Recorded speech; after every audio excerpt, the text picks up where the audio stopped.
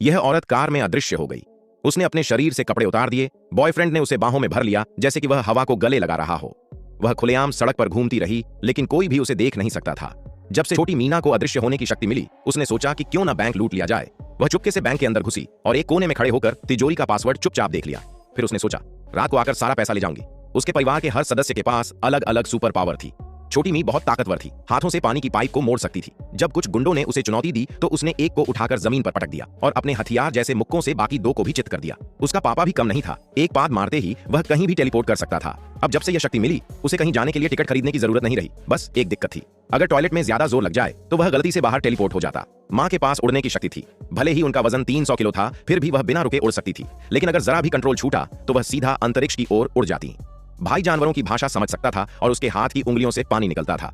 पौधों को पानी देने के लिए एकदम बढ़िया। पर सोचिए, एक आम इंसान को कैसे मिली इतनी शक्तियां? एक दिन जब सब लोग डिनर कर रहे थे, एक उल्कापिंड मीटियोराइट धरती की ओर आया। थक चुका था तो उनके घर की छत पर गिर पड़ा। बूढ़े दादाजी की मौके पर ही मौत हो गई।